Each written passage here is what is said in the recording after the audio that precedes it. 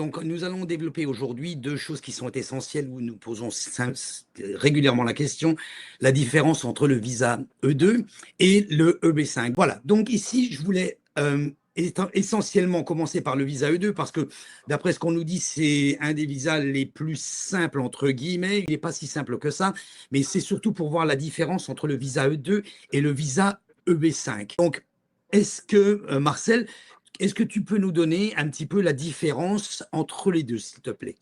Alors, la différence principale, c'est que le visa E2 est un visa non immigrant. C'est un visa Oui, temporaire avec OK, une intention temporaire de quitter les États-Unis. Ce n'est pas une carte verte, ce n'est pas une résidence permanente. Alors, quand vous demandez un visa E2, vous devez être conscient que ce visa est pour une période déterminée, dépendamment de votre pays. Par exemple, la France, c'est 48 mois, le Canada, 60 mois, mais ce sont des visas temporaires et à la fin de la d'accord, période, si le business n'a pas bien fonctionné ou que vous n'avez pas les montants nécessaires pour renouveler, le visa n'est pas reconduit. Le EB5, c'est une résidence permanente. C'est un investissement passif et non actif, normalement dans les centres régionaux, et c'est une oui, résidence où vous devez venir aux États-Unis 6 mois par an et habiter aux États-Unis, et ça doit être votre résidence principale.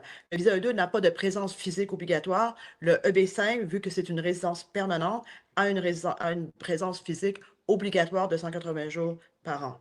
J'ai complété d'accord. donc. Donc et la durée moyenne donc par rapport à ça, donc d'après ce qu'on comprend très bien, c'est que le visa EB5, c'est un visa qui est permanent. Alors, le visa E2 et la durée du visa E2 dépend des pays, de votre pays de nationalité. Alors, OK. par exemple, la majorité des pays européens ont 60 mois, sauf la France qui a été réduite à 48 mois. Alors, est-ce que l'on peut changer? Parce que bon, nous sommes spécialisés justement sur ce type de business, c'est pour pouvoir avoir et accéder au visa E2. Mais est-ce qu'il y a la possibilité de pouvoir changer à partir du moment où on possède un visa E2 et de basculer sur un visa EB5?